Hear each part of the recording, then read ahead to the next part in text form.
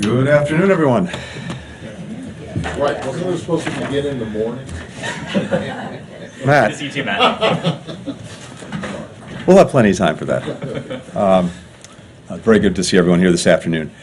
In the first year of our administration, we focused on rebuilding and revitalizing America's alliances and partnerships, weaving them together as well in new coalitions of common purpose. As you all saw, we reinvigorated our engagement with NATO, with the European Union, the United Nations, the G7, ASEAN, the OECD. We elevated and strengthened the Quad. We created AUKUS, the U.S.-EU Trade and Technology Council, among many other groupings. The logic here was simple and straightforward. We're in a fundamentally stronger position to address the issues that actually affect the lives of the American people when we do so alongside the many countries that share our fundamental interests and values. In year two, we showed why this was a smart and important investment. Whether we were addressing threats and risks posed by strategic competitors, combating global challenges like the climate crisis and the pandemic, or seizing opportunities to improve Americans' lives in tangible ways, our alliances and our partnerships proved the vital difference. We kept up a pretty relentless pace of broadening and deepening our engagement across the world, hosting the Summit of the Americas, the U.S.-Africa Leaders Summit, the first ever U.S.-Pacific Island Country Summit, the U.S.-ASEAN Special Summit. We drew enormous power, as well as credibility, from unprecedented investments in our economic strength and technological edge here at home, the Bipartisan Infrastructure Law, the CHIPS Act, the Inflation Reduction Act. So, today, what I wanted to spend a few minutes doing, with your tolerance, is to highlight four of the most consequential areas where diplomacy delivered in 2022. First, we rallied the world to ensure that Russia's war on Ukraine is a strategic failure. Since February 24th, we brought together dozens of allies and partners to promote security, economic and humanitarian support to the Ukrainian people as they stand up for their country's democracy, its sovereignty, and its independence. Our collective support, including now an additional $1.85 billion in U.S. military assistance the President announced yesterday, has enabled Ukraine's fighters to go on the counteroffensive, liberating their people, retaking more of their territory. NATO has never been stronger or more united. The alliance adopted a new strategic concept and added more forces and resources to our collective defense. We doubled the number of battle groups alongside NATO's eastern flank. We've increased deployments in the Baltics. We're on the cusp of adding Finland and Sweden as new members of the alliance. We worked with allies and partners to impose the strongest ever sanctions and export controls on President Putin and those enabling his war of aggression, significantly diminishing the Russian military's access to funds, to goods, to technologies that are critical to the war effort. By any measure, the Russian war machine is in dire straits. U.S. diplomatic leadership has been indispensable in building and maintaining this unity of purpose, also this unity of action. Meanwhile, we brought our diplomatic muscle to bear on isolating Russia at the United Nations and other international organizations, and to reaffirming global support for the core principles of the UN Charter that President Putin is trying to shed. Now, we know that a tough winter lies ahead for Ukrainians as President Putin pursues his new strategy of trying to freeze Ukrainian men, women, and children, the elderly, to death. We're working with the G7 and other allies and partners to repair, to replace, and defend Ukraine's energy infrastructure, including bolstering its advanced air defense through precision systems like the Patriot missile battery that President Biden announced yesterday. We are with Ukraine for as long as it takes. That's the message President Biden delivered personally to President Zelensky when he hosted him at the White House. It's a commitment backed up by robust and enthusiastic bipartisan support in Congress, which was on full display last night. Maintaining that support is crucial because President Putin continues to show no interest in meaningful diplomacy. We agree with President Zelensky that diplomacy is the only way to definitively end Russia's war. Until President Putin changes course, the best way to improve the prospects of a just and durable peace, to actually advance the prospects for meaningful diplomacy, is sustaining our strong support for Ukraine. Second, we accelerated strategic convergence with our allies and partners on the People's Republic of China. This is crucial, for while Russia poses an immediate threat to the free and open international system, the PRC is our only competitor with both the intent to reshape the international order and, increasingly, the economic, diplomatic, military, and technological power to advance that objective. Back in May, I set out our strategy to meet the challenge posed by the PRC. Invest in the foundations of our strength at home, align with our partners and allies, compete with China so that we can defend our interests and realize our vision for the future. Our diplomacy has played a key role in carrying out that strategy. We set out an affirmative approach for a free and open Indo-Pacific that draws on the views of many of our partners inside and outside the region, and that has in turn informed their own strategies. Together with the European Union, we strengthen our complementary toolkits on key challenges posed by the PRC, from economic coercion to human rights. We've deepened our cooperation on investment screening and export controls of sensitive and emerging technologies. For the first time, NATO's strategic concept committed to address the PRC's systemic challenges to transatlantic security. We deepened the alliance's coordination with Australia, Japan, the Republic of Korea, New Zealand, and our other Pacific allies. We're united in our commitment to preserve peace and stability across the Taiwan Strait, and we continue to raise concerns and take joint action around the PRC's human rights abuses in Xinjiang and Tibet, the erosion of freedom of speech and the press in Hong Kong. Even as we competed vigorously with the PRC, we've worked carefully to prevent our competition from veering into conflict. We'll continue to manage this relationship responsibly, building on the candid and productive discussion President Biden and President Xi had in Bali, a conversation I look forward to advancing when I visit the PRC early next year. And we'll continue to pursue cooperation on issues that demand that the United States and China work together for the good of our people, but also for the good of people around the world. Third, we mobilized broad-based coalitions to deliver solutions to the shared global challenges that so many of us face, including on food security, on health, energy and climate, inclusive economic growth. Challenges that have a real impact on the lives and the livelihoods of the American people, and that we cannot solve effectively alone. We led the global response to an unprecedented global food security crisis driven by COVID, climate, and conflict, worsened significantly by President Putin's war. In 2022 alone, we contributed $11 billion in humanitarian and food security assistance.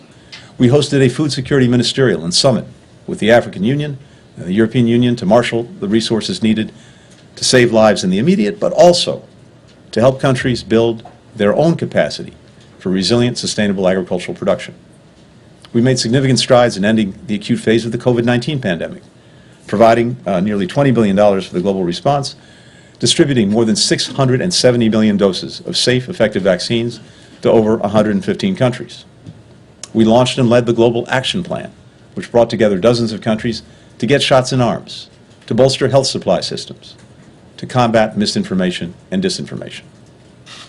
We also took steps to ensure that the world is better prepared to prevent, to detect, and respond to future outbreaks. We worked with the G20 to create a new World Bank fund to help countries strengthen their pandemic preparedness. We will train 500,000 health workers over the next 5 years across our own hemisphere in Latin America. We'll invest $4 billion in health workers in Africa by 2025. On climate, we leveraged historic investments at home and abroad to accelerate the clean energy transition and adapt to the effects of a warming climate. This is not just our responsibility. We also see it as a once-in-generations opportunity to create good-paying jobs for Americans. We forged new regional partnerships to make our economies more resilient, more sustainable, more prosperous, more inclusive, including the Indo-Pacific Economic Framework for Prosperity, whose members represent 40% of global GDP, and the Americas Partnership for Economic Prosperity. Together with the G7, we launched the $600 billion Partnership for Global Infrastructure and Investment, or PGII, to develop a high-standard, transparent alternative for infrastructure investment in low- and middle-income countries. Fourth, we used the power of American diplomacy to advance peace and prevent and mitigate conflict. Together with my counterparts from Israel, Morocco, Bahrain, the United Arab Emirates, and Egypt, I took part in the historic Negev Summit to advance integration and normalization in the Middle East. We brokered a historic agreement between Israel and Lebanon to resolve their long-standing maritime boundary dispute. We supported African-led talks that led to the cessation of hostilities between Ethiopia and Tigrayan forces. We helped bring about a framework agreement to put Sudan back on the path toward civilian-led democracy. We helped secure and later extend a truce in the Yemen conflict. And we brought home unjustly detained Americans from Russia, Iran, Venezuela, Burma, Afghanistan, Haiti, and other countries. We will keep working every single day to bring home Americans who are wrongfully detained around the world while taking steps to deter and prevent this abhorrent practice going forward.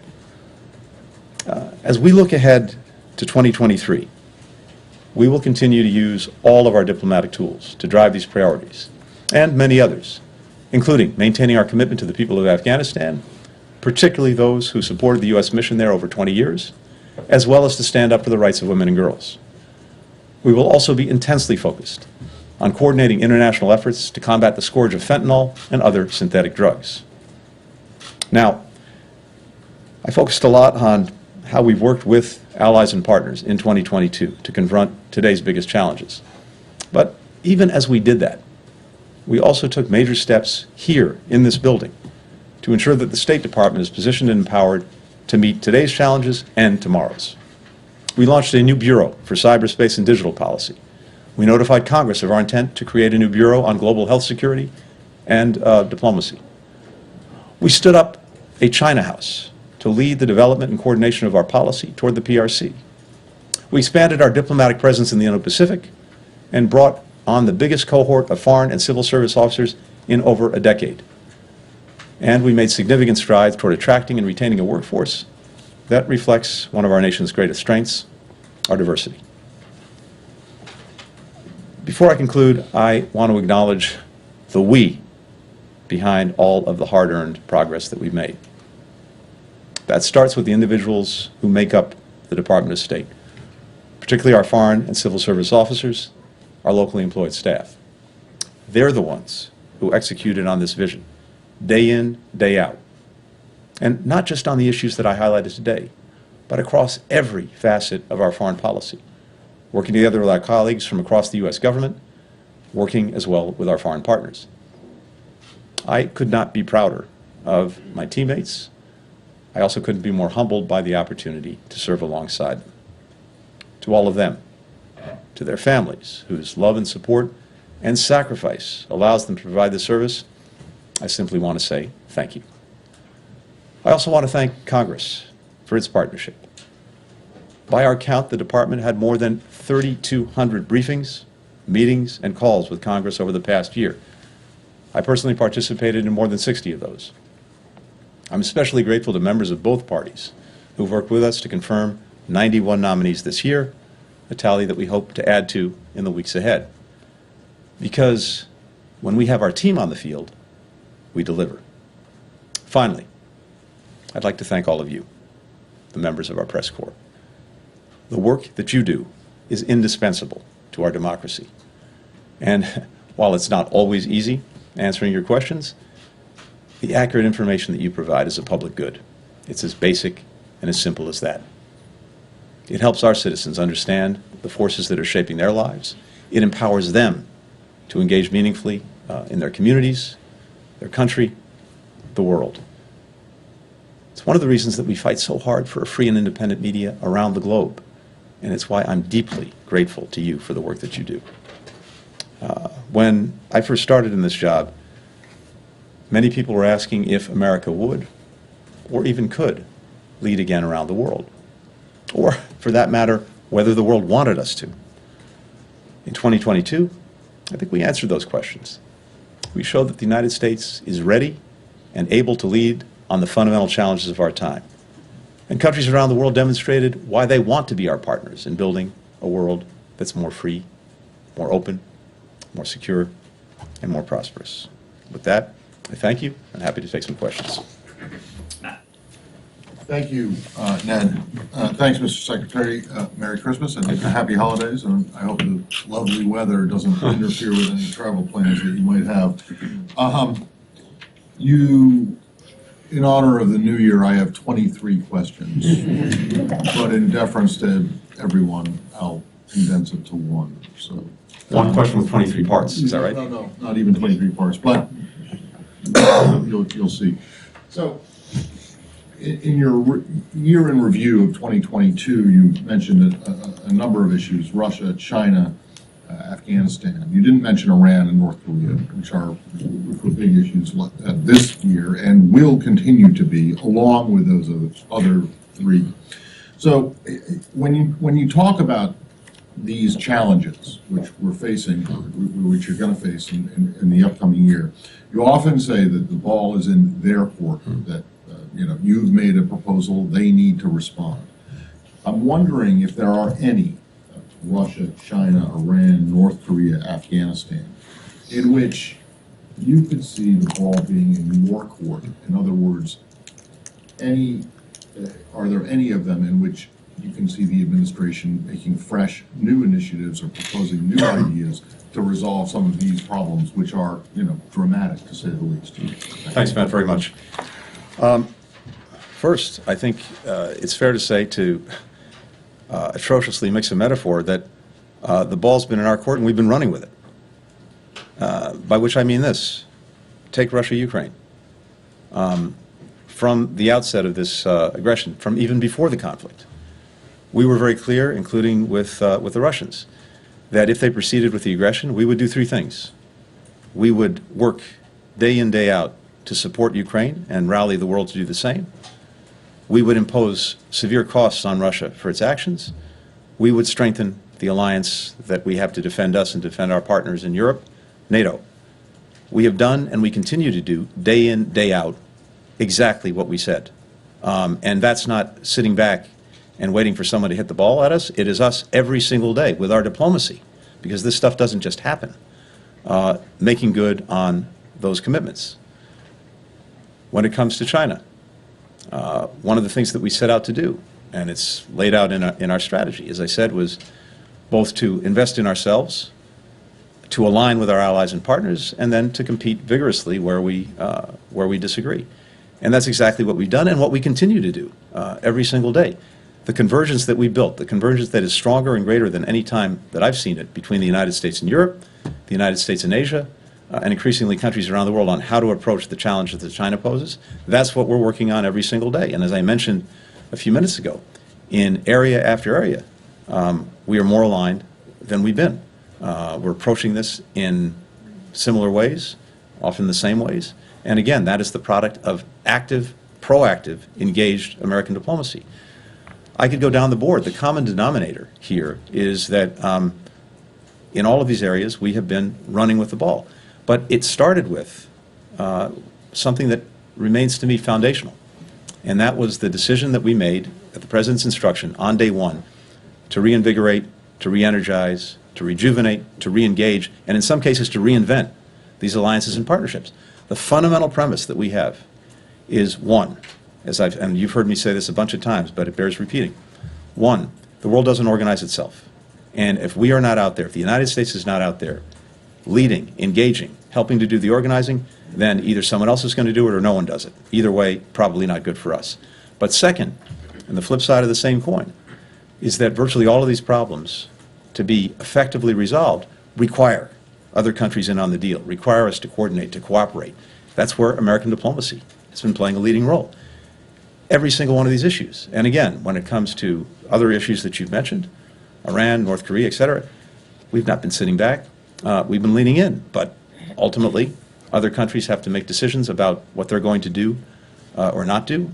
We continue to believe, for example, on Iran's nuclear program, that the best way to deal with this challenge, to deal with this threat, is through diplomacy. We've been engaged in intense diplomacy. But if Iran is not willing or able to do what's necessary to get back into compliance, well, that's part of the equation too.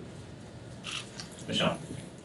Yeah, I want to pick up on this issue of alliances because the Biden administration came under a lot of criticism, including from allies, for its handling of the withdrawal from Afghanistan. I wonder if there were lessons learned that have been useful to you in managing these alliances now and dealing with Russia and China. And then also, just briefly, what, if anything, can the U.S. do now to support the women of Afghanistan? So second part first. the decision that we just heard come from the Taliban on denying opportunities for women to go to universities, girls to go to school, I think what you've already heard is a chorus of condemnation from around the world.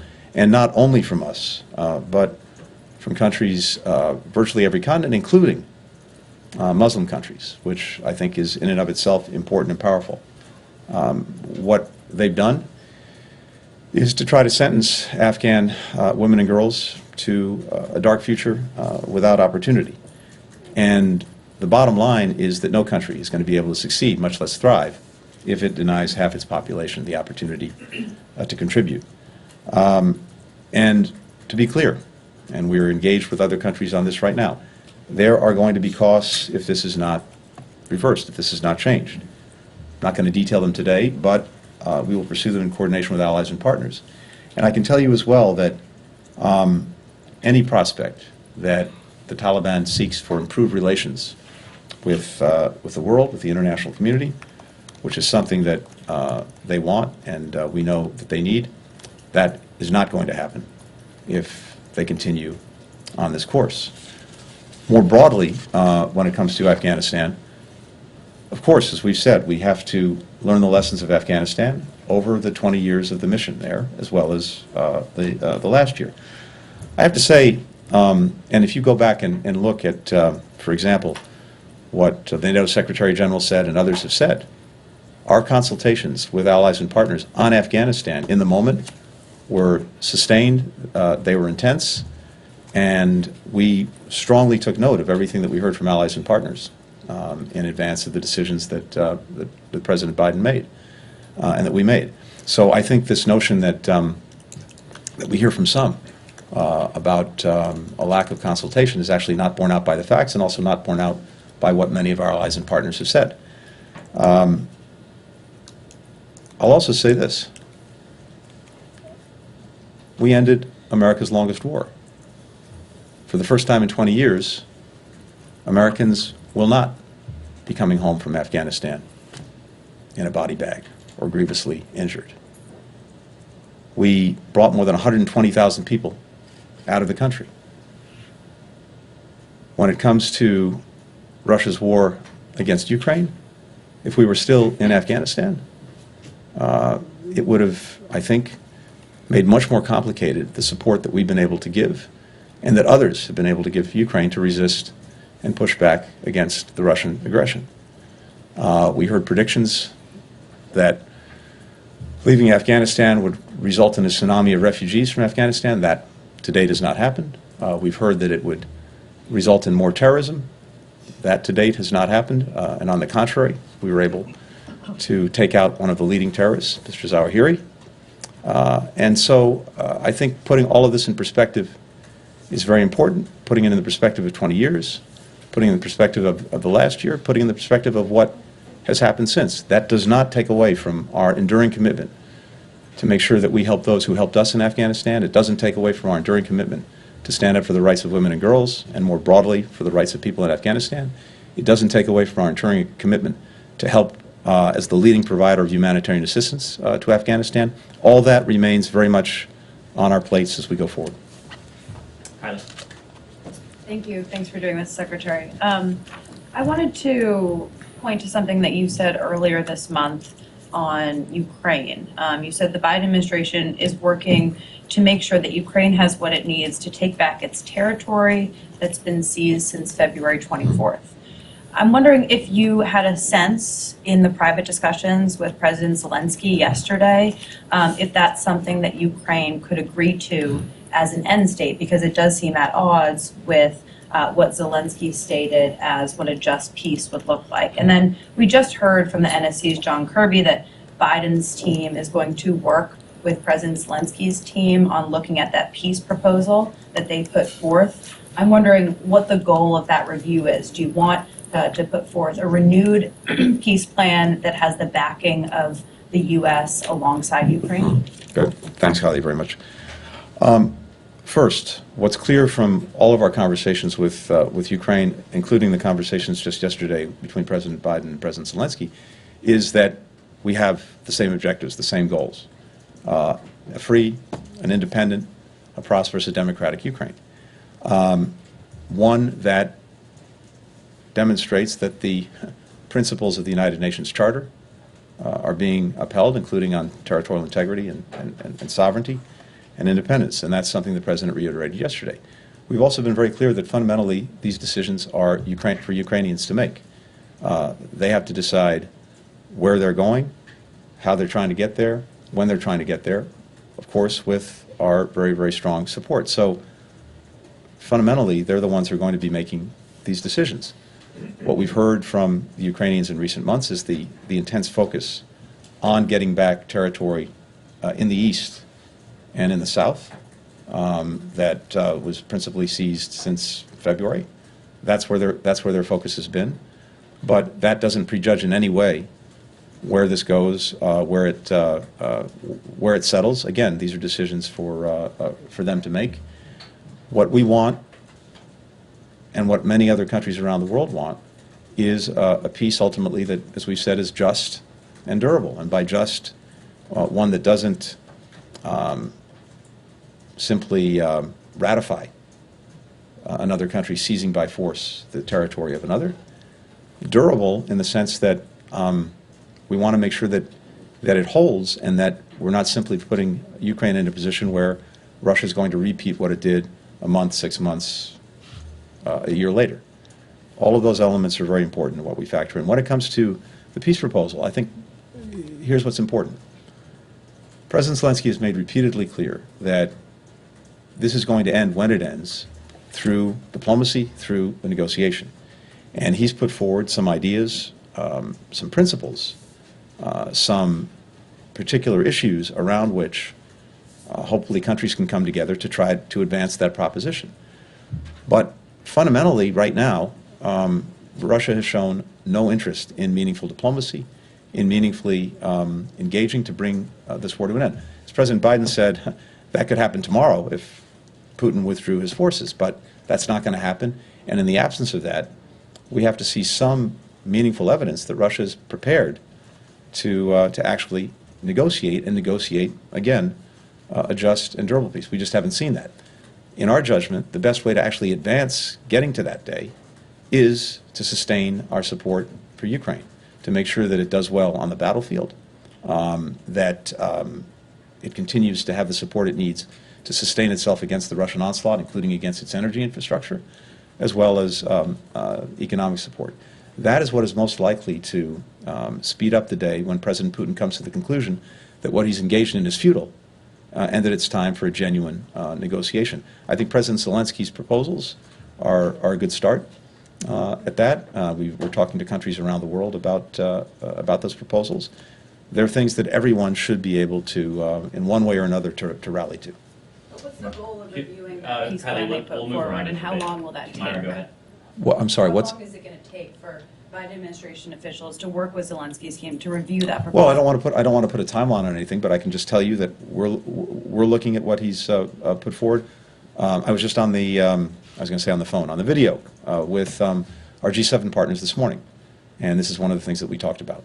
So I think countries around the world are looking at this, and they're seeing that, again, Ukrainians want, look, no one wants peace more than President Zelensky and the people of Ukraine. They're the ones who are suffering from the aggression. But it has to be just, and it has to be durable. Thank you, Ned. Hello, Mr. Secretary. I just want to go to China. So at the moment, there is an uncontrolled COVID outbreak there since the reversal of their zero COVID policy. And many countries, including the United States, have expressed concern over it, and they said they could help.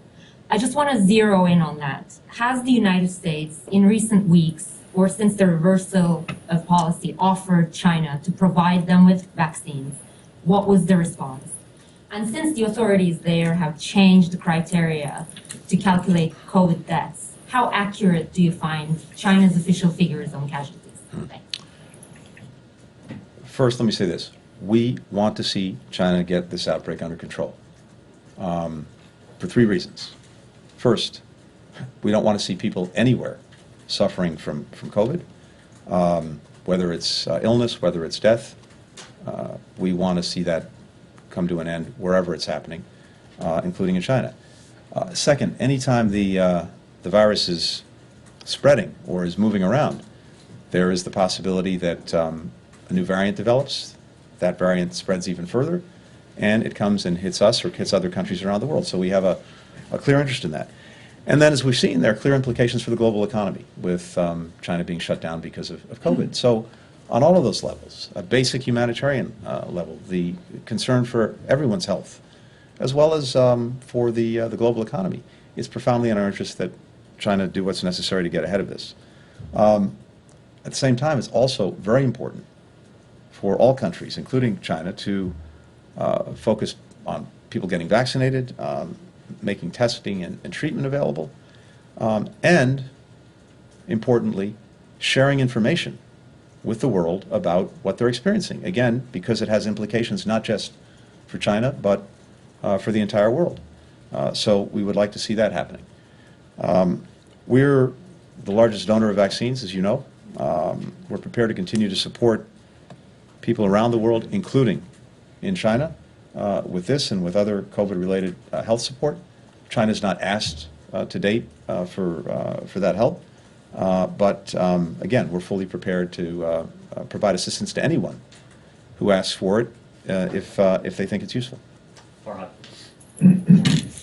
Thank you, Secretary, for taking my question. You just mentioned right now that for the Iran nuclear deal, diplomacy is still the best option, while at the same time you are saying that the focus is the Iranian people asking or seeking their right. How can you, what sort of message are you sending to the Iranian people who are being repressed right now, and then the U.S. is going for a deal with a government that was the only government outside Russia that was yesterday mentioned by President Zelensky, a few meters away from here, saying that they are doing a terrorist action by providing drones.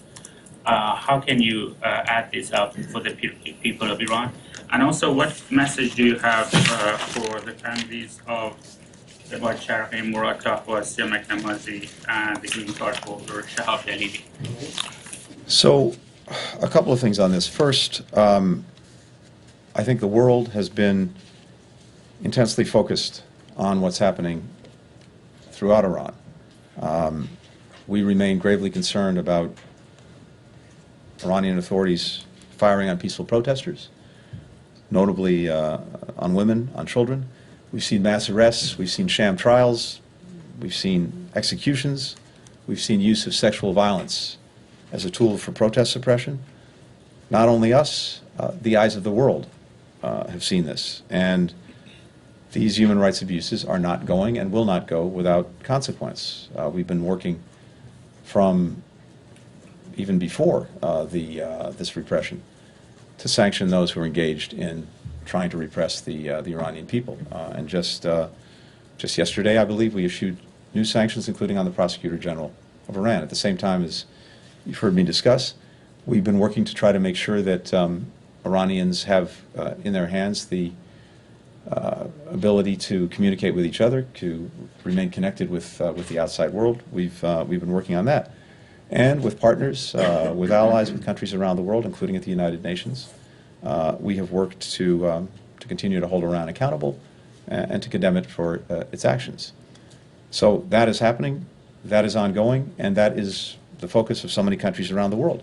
At the same time, we're intensely focused on the fact that Iran has provided UAVs to Russia to prosecute its aggression against Ukraine, and in particular to attack civilian infrastructure. These Iranian drones are what is being used, among other things, to try to turn off the lights, turn off the heat, turn off the water for Ukrainians as they head into winter.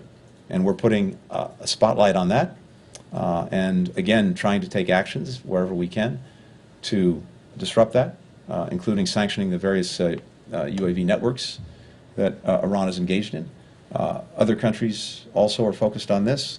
We shared information at the United Nations on Iran's actions, which we see as a violation of UN Security Council Resolution 2231. We think it's a clear violation. We're urging an investigation of that. So on all of these fronts, as well as the many other areas where Iran was engaging in destabilizing activities, dangerous activities, support for for terrorist groups, destabilizing actions throughout the region. We've been focused and engaged. That also does not take away from the proposition that it is profoundly in our interest that Iran not acquire a nuclear weapon. And President Biden is committed to ensuring that Iran not acquire a nuclear weapon. We've continued to believe that the most effective way, the most durable way to do that was through diplomacy. And when the JCPOA, the Iran nuclear deal, was actually enforced, it did exactly what it was designed to do. It put Iran's nuclear program in a box. It was verified not only by international inspectors, it was verified by our own people, Iran's compliance with that, including by the previous administration. And in our judgment, it was a grievous mistake to pull out of that agreement and to let Iran's nuclear program out of the box. But that's the reality that we inherited and that we've had to deal with. So, on the diplomacy, again, as I said, we think that's the best solution, but despite the efforts that we've made, even as we've been pushing back against Iran's other egregious actions, despite the efforts that we've made and our partners in Europe have made, Iran has not been willing or able to do what's necessary to come back into compliance with the agreement. So, we will continue to look and act on ways to make sure that one way or another, Iran does not acquire a nuclear weapon. And the families? Sure. Could I ask you about the Middle East, or elsewhere in the Middle East? There's a formation of the government in Israel. So then Benjamin Netanyahu is going to be prime minister again. You yourself gave a speech to J Street where you mentioned concerns about some potential actions, such as annexation, such as settlements. You mentioned that you're going to deal with policies, not with personalities. Nonetheless, some of the personalities in the government have called for measures like this. How is the United States going to deal with that? Is there going to be are you going to deal with these specific players in the government who may have backgrounds that are problematic? And in terms of the Arab world, the Abraham Accords, you mentioned the Negev Summit. To what extent can you leverage that to perhaps to send a message to the Israeli government? So first, I want to extend congratulations to Prime Minister Netanyahu on announcing the formation of a new government. The Knesset still has to approve it, as you know, before it can be formally sworn in. But we look forward to working with Israel to advance both the interests and the values that have long been at the heart of our relationship, and also to promoting a broader approach to try to bring equal measures of security, of opportunity, of prosperity, of dignity to Israelis and Palestinians alike. There's been no secret about our approach, and again, I reiterated that in the remarks I made to J Street just a few weeks ago. And as you noted, what I said then, what I'd repeat now, is that going forward, just as in the past, previous administrations on the Israeli side, on the American side, but previous American administrations have done, we will engage with and judge our partners in Israel on the basis of the policies they pursue, not the personalities that happen to form the government.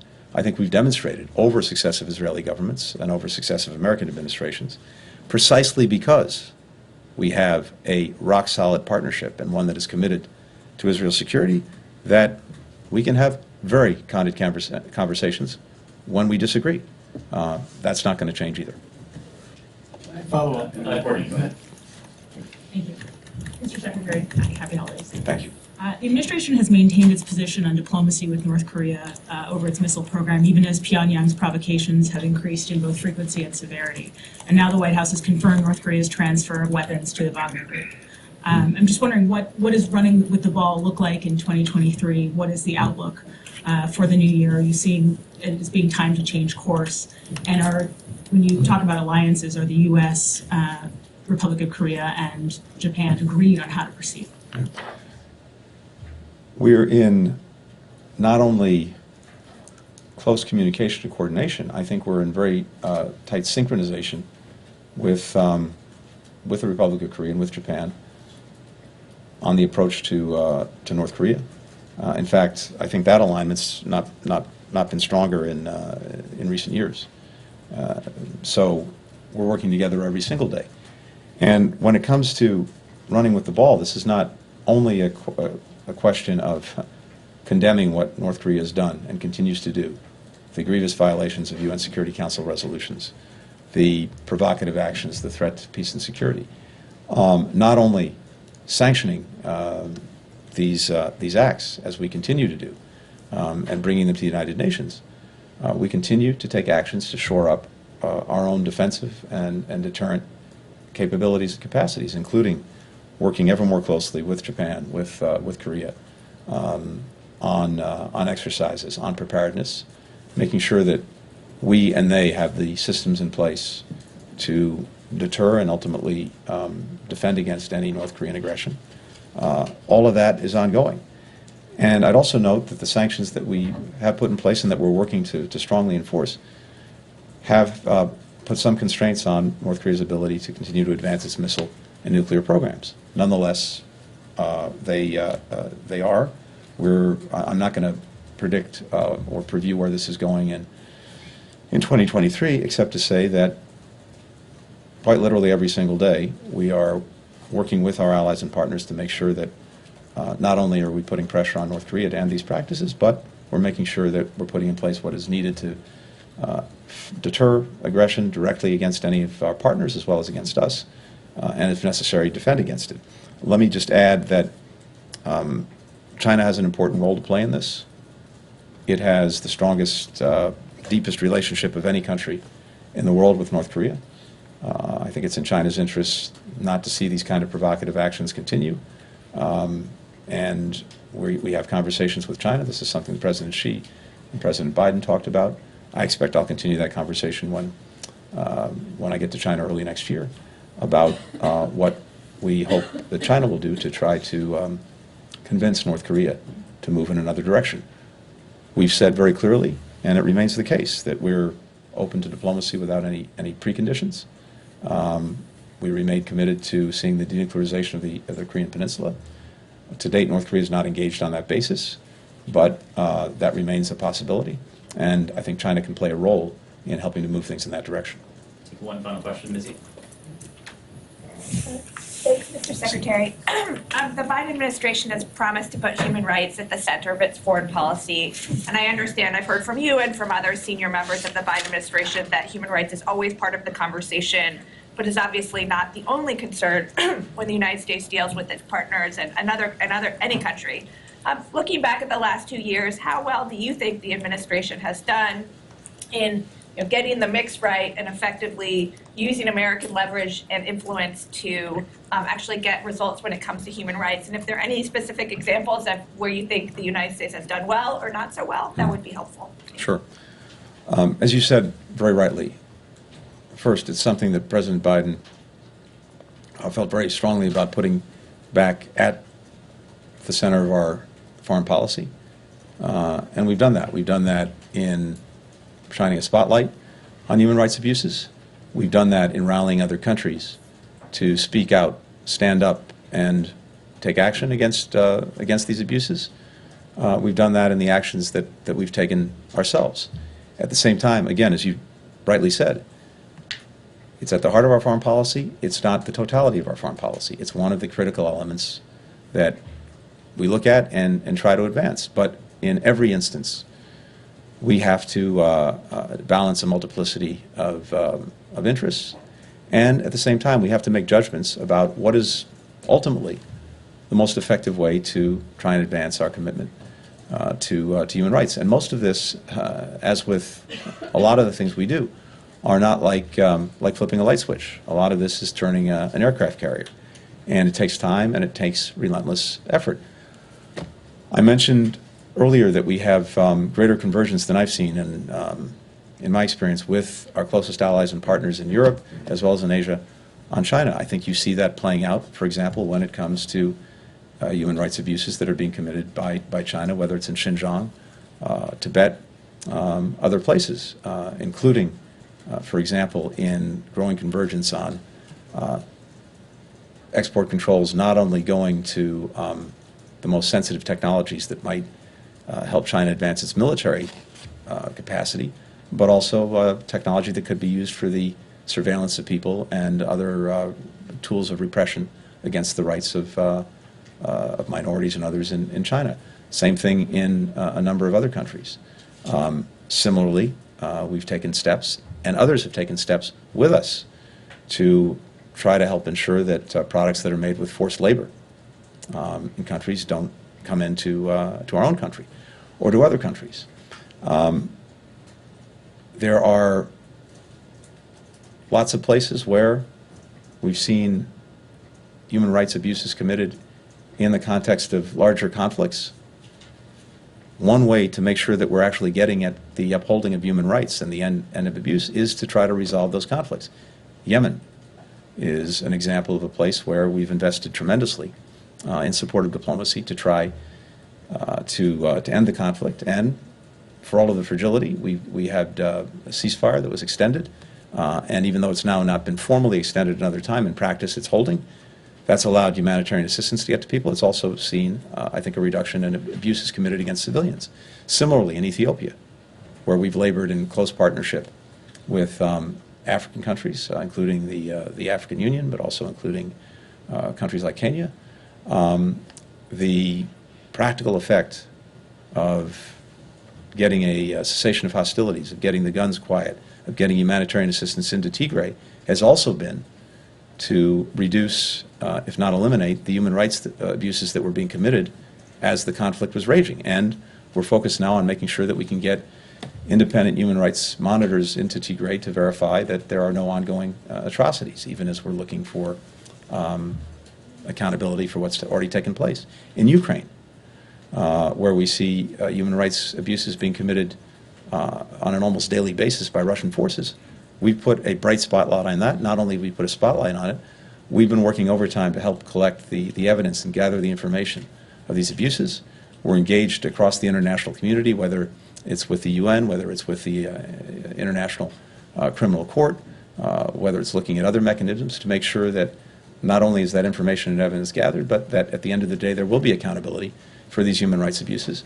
And that's one way, as we put a spotlight on it, to deter it.